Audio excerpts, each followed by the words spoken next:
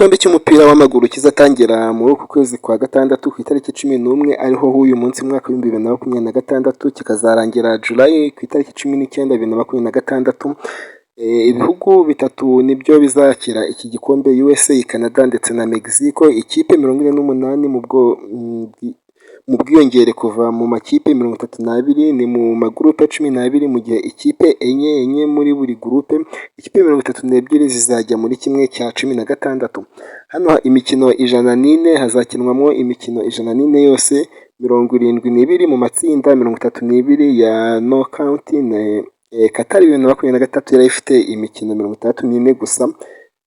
Amatsinda dore uko ahagaze: Groupe D igizwe n'itsinda USA, Australia, Paraguay ndetse na Turukiya, mu gihe Groupe G igizwe n'Ububiligi, Egypt, Iran ndetse na New Zealand. Iran ndetse na USA ishobora kubamo muri kimwe cya 16 kuri July ukwezi kwa gatatu i Dallas. Groupe G igizwe na Argentine, Australia, Algeria ndetse na Jordan. Messi arashaka gutsindira kabiri kikirukiranya, mu gihe Groupe R igizwe na England, Croatia, Ghana ndetse na Panama.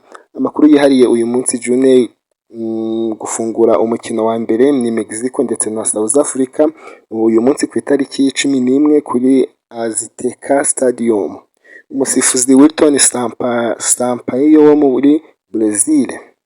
Uko niko rero amakipe ahagaze. Reka ngusabe kugira ngo ukore subscribe kugira ngo aya makuru ndetse n'andi yose agenda kugeraho byihuse. Mugira ibihe byiza.